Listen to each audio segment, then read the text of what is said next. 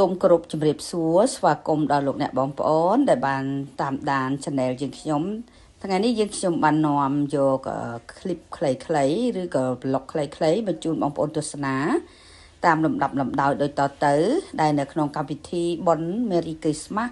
ឬក៏បុណ្យ Noel ហើយនេះយើងមានកិត្តិយសបានចូលរួមនៅក្នុងកម្មវិធីមួយនេះគឺមានមនុស្សម្នាកកច្រើនចូលរួមមានគ្រីស្ទបរិស័ទមកគ្រប់ទិសទីនៅក្នុងក្រុមជំនុំមួយនេះចាយើងនឹងឃើញសកម្មភាពជាបន្តបន្ទាប់របស់កុមាររបស់ក្រុមស្ត្រីក្រុមបរោះលោកគ្រូអ្នកគ្រូបានចូលរួមហើយនឹងចែកចាយទីបន្ទាល់សក្តីពិតនិងព្រះបន្ទូលរបស់ព្រះហើយនឹងរបៀបនៃបុណ្យខួបកំណើតរបស់ព្រះយេស៊ូវឬក៏អត្ថន័យនៃបុណ្យណូអែលនេះថាមានន័យយ៉ាងណានោះសូមតាមដានបន្តជាមួយគ្នាដូចតទៅចាសូមអញ្ជើញបញ្ញារបស់ខ្ញុំចុះដើម្បីថែសារនៅខ្សែទី1យ៉ាងពុក5ខ16 17អ្នកណាដែលនៅក្នុងព្រះគ្រីស្ទយេស៊ូវមានទោសដល់រងចាំពុក3ក្នុង23ពីព្រោះគ្រប់គ្នាបានធ្វើបាបហើយខ្វះលោកគ្រូអ្នកគ្រូដែលបានចូលរួមមានភាពសប្បាយរីករាយញញឹមញញែមដាក់គ្នាហើយក៏តាមដានកម្មវិធីជាបន្តជាមួយគ្នារហូតដល់បញ្ចប់ផងដែរនេះគឺជាសកម្មភាពពួកគាត់ដែលអង្គុយស្ដាប់ដល់កម្មវិធីក្មេងៗសូត្រខព្រះគម្ពីរចងចាំចាល្អមែនតែនឆ្លាតណាស់ក្មេងៗគាត់ប៉ិនប្រសពចាំព្រះបន្ទូលព្រះជាច្រើនខហើយអញ្ចឹងទៅអ្នកអង្គុយស្ដាប់នេះក៏ស្ងើចអស្ចារ្យទាំងខ្ញុំទាំងចាស់ផ្សេងគឺរំភើបចិត្តជាមួយបងប្អូនកុមារីយើងដែលមានវ័យទៅតែអាយុ11 12ឆ្នាំប៉ុណ្ណោះប៉ុន្តែគាត់សូត្រព្រះគម្ពីរបានល្អហើយរាំច្រៀងសរសើររំកាំងព្រះបានល្អទៀតផងយើងនឹងឃើញសកម្មភាពជាបន្តទៀតដែលមានអ្វីខ្លះសូមតាមដានចូលឲ្យព្រះទៅចប់បាត់នៅកខាងទូទឹកមកដល់ហើយលេវីវិន័យចំពោះ19ខ11មកទៅឯងរកព្រះឬចូលស្វែងរករកនៅសេចក្តីសុខនៃព្រះជាមុនទៅគ្រប់របបចាពិតជាជក់ចិត្តមែនតែនចាសូត្របានច្បាស់ល្អមែនតែនហើយយើងកំពុងតែផ្លឹបផ្លាំងមើលតគាត់ហើយតិចទៀតយើងនឹងដឹងថាមួយណាបានលេខ1លេខ2ចាំមើលអ្នកទាំង3ហ្នឹងប៉ិនប្រសពមែនតែន19ខបងប្អូនមិនតិចទេពិតជាអស្ចារ្យព្រះវិញ្ញាណបរិសុទ្ធពិតជាធ្វើការអស្ចារ្យផ្ដល់ប្រាជ្ញាឲ្យក្មេងទាំងអស់នេះអ្នកគ្រូគាត់កំពុងតែយកបន្ទុកមកប្រកាសជ័យលាភីហើយអ្នកណាលេខ1លេខ2ចាំមើលគាត់ភ័យរំភើបបកពោះទាំងអស់គ្នានេះផងសบายផងចាំមើលមួយណាបានលេខ1អស្ចារ្យពីព្រោះអីខព្រះគម្ពីរច្រើនតាមស្ដាប់បាញ់មិញទៅ19ខឯណោះហើយវែងទៀតអញ្ចឹងគាត់ពិតជាធ្វើបានល្អមែនតែនជួយអបអរគាត់យើងតាមដានទាំងអស់គ្នាទៀតគាត់ឲ្យតែលេខ1ហើយ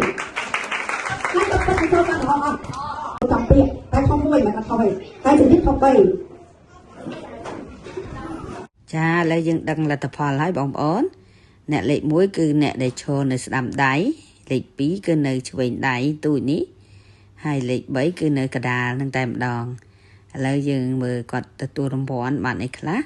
ជួយអបអរសាទរដល់បងប្អូនទាំង3នាក់ផងចានេះលេខ1គាត់ទទួលរង្វាន់បានមានស្រោមសម្បត្តិមានកាដូលើកទឹកចិត្តកំពុងតែរំភើបចិត្តហើយដែលលេខ2នេះលេខ2អ្នកនៅកដាលហ្នឹងលេខ3ចាពិតជាសូត្របានល្អ19ខឯណោះពិតជាមានបញ្ញាមែនសូមសរសើរបងអូន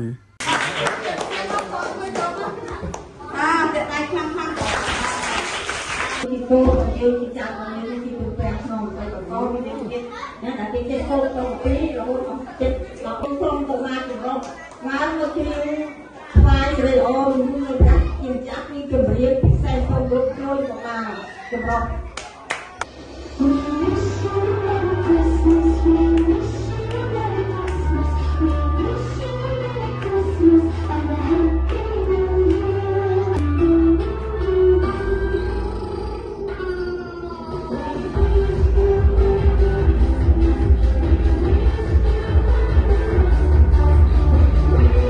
បន្ទាប់ពីទទួលរង្វាន់សូត្រព្រះគម្ពីររួចហើយដល់វគ្គរាំកាយវិការម្ដងនេះពួកគាត់ឆ្លាតមែនតែនហើយស្អាតទៀតផងខ្ជូតហ្មងមែនទេរាំស្រស់គ្នាបានល្អហើយកម្មវិធីមួយនេះជក់ចិត្តតែម្ដងបងប្អូន ភ្លើងឆាកហ្នឹងក៏ស្អាតសំភ្នែកទៀតផងហើយមានកដោនៅពីមុខអ្នករំនឹងទៀតរំបដាសលឹងកដោបដាចាំមើលបានទៅលេខអ្នកណាកដោដែលស្រស់ស្អាតនេះហ្នឹងហើយឥឡូវក្មេងៗក៏កំពុងតែរំអស់ពីចិត្តហើយកាយវិការបានល្អហើយថែមទាំងពីរោះទៀតផងបទចម្រៀង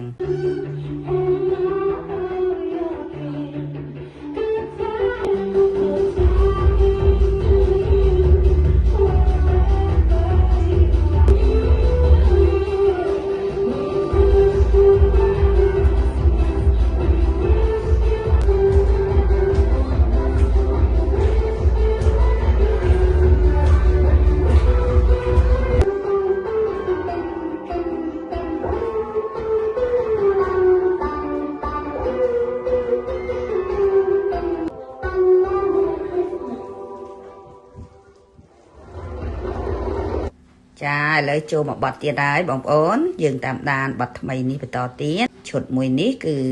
ត្រូវពាក់មួកជីងកបែទៀតចារំស្រស់គ្នាទៀតហើយ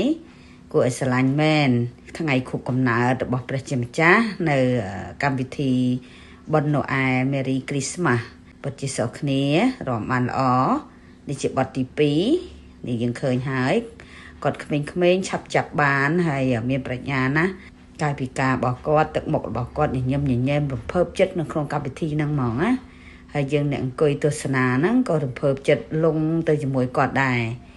នេះកាយវិការនោះទូជាងគេនោះប៉ុនប្រសពមែនតែនឃើញទេល្អណាស់ហើយជូនពរក្មួយបងប្អូនមានសុខភាពល្អមានប្រាជ្ញារៀនសូត្រពូកែនៅក្នុងឆ្នាំថ្មីនេះជាបន្តទាំងអស់គ្នាសូមមានសំណាងល្អពពកហូរហៀក្នុងជីវិតបានសម្រេចបំណងក្តីសម័យរបស់ប្អូនដែលចេះបម្រើព្រះអង្គតាំងពីនៅតូចហើយស្គាល់ព្រះបន្ទូលស្គាល់បទចម្រៀងនិងកម្មវិធីបុណ្យផ្សេងចេះបានចូលរួមនេះពិតជាទំពាំងស្នល់ឫស្សីមែននេះពួកគាត់ជក់ចិត្តមើលណាអ៊ំមីងពូលោកគ្រូអ្នកគ្រូចូលរួមដែរនៅថ្ងៃនោះណាចាអស្ចារ្យមែនល្អមើលប្លែកភ្នែកហ្មងប្លែកអារម្មណ៍ហ្មងណា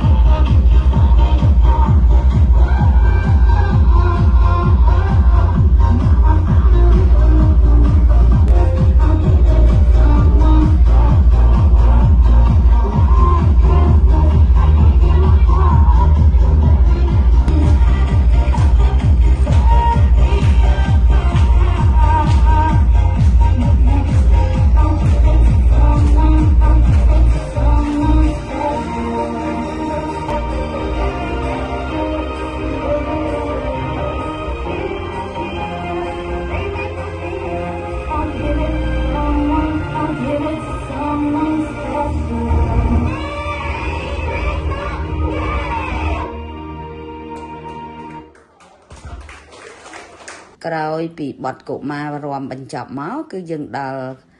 បទចម្រៀងពិសេសរបស់ស្ត្រីនិងក្រុមយុវជនដែលចូលរួមរំជាមួយគ្នា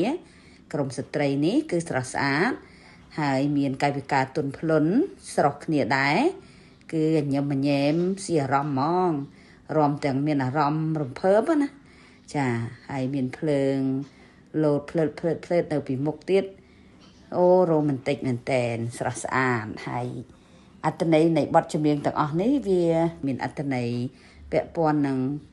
ពិធីខួបកំណើតរបស់ព្រះជាម្ចាស់គឺបទចម្រៀងសម្រាប់ Christmas តែម្ដងចានេះយើងមើលទាំងអស់គ្នារហូតដល់ចប់ចាំមើលបទអ្វីទៅរំភើបមែនតែនបងប្អូនតាមដានជាមួយគ្នាបន្តទៀតនៅបទទី3របស់ក្រុមស្ត្រីយើងនេះ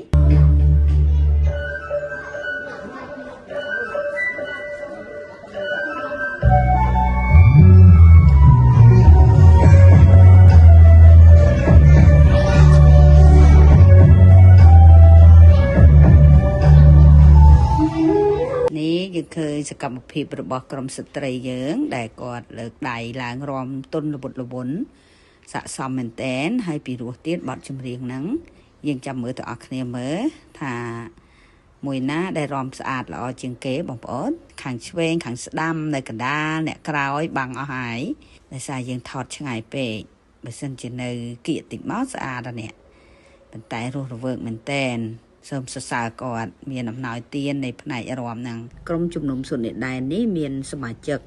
ទាំងស្រីទាំងប្រុសទាំងក្មេងចាស់គឺមានអំណោយទានរំច្រៀងសម្ដែងជាសាច់រឿងខ្លីៗដូចជាសូត្រអានព្រះបន្ទូលមានទីបន្ទាល់ពីជីវិតពិតប្លែកៗចាអរគុណព្រះជាម្ចាស់ដែលបានរើសយើងរាល់គ្នាឲ្យក្លាយជាកូនរបស់ព្រះអង្គយើងត្រូវតែថ្វាយស្រីល្អដល់ទ្រង់បម្រើព្រះអង្គដល់មនុស្សផ្សេងប្រាប់គេឲ្យស្គាល់ពីព្រះអង្គដើម្បីឲ្យគេមានឱកាសបម្រើព្រះអង្គបានតាមអំណោយទានឬក៏ទេពកោសល្យរបស់គេម្នាក់ៗបិទមនុស្សយើងម្នាក់ៗតែងតែមានទេពកោសល្យឬក៏អំណោយទានផ្សេងគ្នាមិនថាស្រីឬប្រុសទេសំខាន់ពេលដែលយើងបានទទួលព្រះគ្រីស្ទហើយយើងត្រូវតែ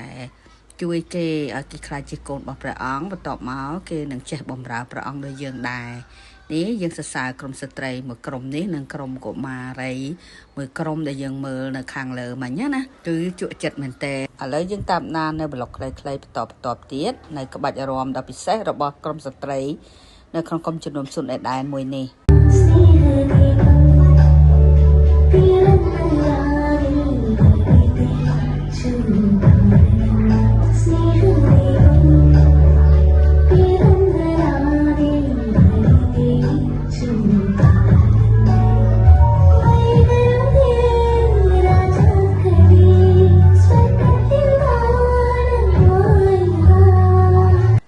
សូមផ្ដោតអារម្មណ៍ទស្សនាជាបន្តទៀតមានឈុតខ្លីៗជាច្រើនទៀតដែលមិនទាន់ចប់ទេពេលដែលបញ្ចប់រាំនេះទៅយើងនឹងមានឈុតថ្មីបន្តទៀតចាអញ្ចឹងយើងនៅជាមួយគ្នារហូតដល់បញ្ចប់កម្មវិធីចាំមើលមានសូអីខ្លះទៀតចាពិតជាជក់ចិត្តមែនគឺមិនទាន់ចប់ទេអញ្ចឹងនៅឈុតសម្ដែងនៅឈុតរាំប្លែកទៀតដែលប្លែកអារម្មណ៍ប្លែកភ្នែកបងប្អូន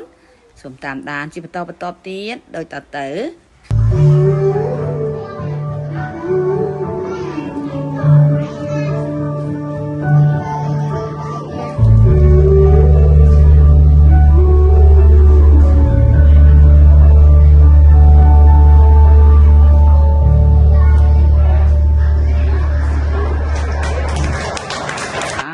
ជូតមែនតែនចាមិនចាញ់ក្រុមកុមារីយើងប្រហែលទេក្រុមស្ត្រីយើងមកក្រុមនេះរាំបានល្អមែនតែនឥឡូវយើងដល់កម្មវិធីជាបន្តទៀតហើយគឺដល់កម្មវិធីដាក់ដង្វាយគឺអ្នកគ្រូក៏កំពុងតែអធិដ្ឋានសម្រាប់ប្រាក់ដង្វាយហើយនឹងបងស្រីគាត់ច្រៀងនេះគាត់កំពុងតែអធិដ្ឋានជាមួយគ្នាហើយមុននឹងដាក់ប្រាក់ដង្វាយចាហើយនឹងមានកម្មវិធីជាបន្តទៀតមិនទាន់ចប់ទេបងប្អូនយើងនៅទស្សនាទាំងអស់គ្នារហូតដល់ចប់កម្មវិធីជាមួយគ្នា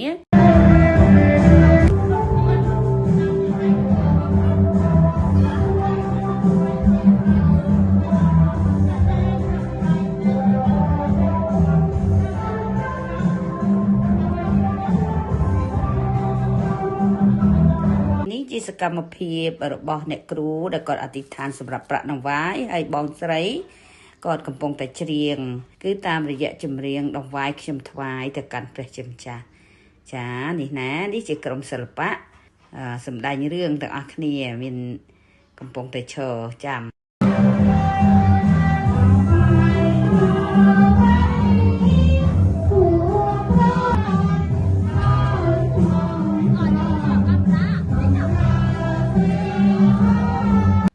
ចាឥឡូវដល់ឈុតមួយទៀតហើយគឺជាឈុតដែលចែករង្វាន់សៀវភៅដល់ក្មេងៗដែលបានចូលរួមថ្ងៃនេះសូមព្រះប្រទានពរបងប្អូនមានប្រាជ្ញារៀនសូត្រទទួលរង្វាន់ពពរពីព្រះនៅឆ្នាំថ្មីនេះចាល្អមែនតែនពួកគាត់សប្បាយចិត្តទទួលយកហើយអ្នកខ្លះក៏បានកាដូជាស្ករគ្រាប់ជានំអីរបស់អនុស្សាវរីយ៍ប្រើប្រាស់ផ្សេងណាអ្នកខ្លះក៏បានបិចសភៅចឹងទៅនេះតាមក្រុមតូចនីមួយតាមសាខាដែលនៅចិត្តព្រះវិហារចាឃើញទេពួកគាត់សប្បាយចិត្តណាកំពុងតែញញឹមញញែមសប្បាយអ្នកគ្រូកំពុងតែយកកាដូឲ្យអ្នកដែលអត់មានសៀវភៅនេះអត់បានកាដូសៀវភៅក៏បាននំបានរបស់អនុស្សាវរីយ៍ផ្សេងយកទៅប្រើដែរក្មេងៗសប្បាយចិត្តណាស់គាត់ញញឹមសប្បាយចិត្តឆ្លើយតបទៅអ្នកគ្រូហើយយើងជួបគ្នានៅឆ្នាំក្រោយទៀត Merry Christmas សូមព្រះប្រទានពរចាកំពុងតែជក់នឹងកម្មវិធីនីមួយនោះស្រាប់តែល្ងិតបាត់ទៅហើយនៅខាងក្រៅនេះយប់បាត់ហើយបងប្អូនអើយនេះឥឡូវក្រុមការងារ គាត់បានយកមកហូបឬក៏បញ្ចប់អាហារមកជូនដល់ភ្ញៀវនៅតាមតុនីមួយៗហើយពីព្រោះបន្តិចទៀតយើងនឹងបញ្ចប់បែកគ្នាទៅគេហដ្ឋានរៀងខ្លួន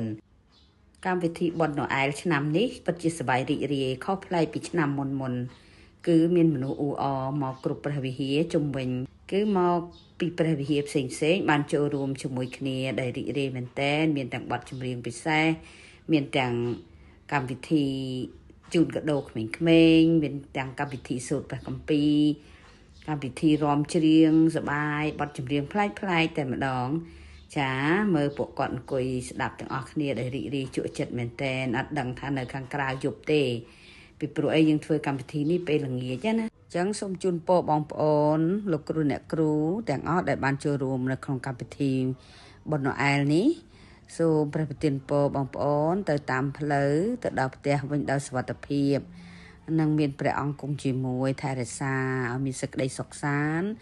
នៅក្នុងក្រុមគ្រួសារទាំងអស់គ្នាហើយពេញមួយឆ្នាំនេះសូមព្រះប្រទានពរគង់ជាមួយបងប្អូនចម្រើនសុខភាពកិច្ចការងារផ្សេងដែលបងប្អូនប្រកបនៅតាមគេហដ្ឋានរៀងខ្លួនសូមព្រះប្រទានពរបងប្អូនចាអរគុណច្រើនដែលយើងបានជួបគ្នានៅក្នុងកម្មវិធីមួយនេះសូមព្រះអង្គគង់ជាមួយបងប្អូនទាំងអស់គ្នាឲ្យកម្មវិធីនេះដកក្នុងចិត្តយើងទាំងអស់គ្នាហើយយើងនឹងជួបគ្នានៅឆ្នាំក្រោយទៀត Merry Christmas ចាសួស្តីណូអែលសូមព្រះប្រទានពរបងប្អូនចាដែលបានចូលរួមកម្មវិធីនេះជាមួយយើងពីដើមដល់ចប់សូមអរគុណច្រើនសូមព្រះប្រទានពរឥឡូវអ្នកគ្រូគាត់បានជូនរង្វាន់ដល់ក្មេងៗដែលសូត្រខព្រះគម្ពីរចងចាំបាញ់មិញចាជក់ចិត្តមែនទែនคลิปវីដេអូមួយនេះអញ្ចឹងសូមចប់តែប៉ុណ្ណេះហើយសូមព្រះប្រទានពរបងប្អូនយើងជួបគ្នានៅ vlog វីដេអូខ្លីៗពេលក្រោយទៀតអរគុណជម្រាបលា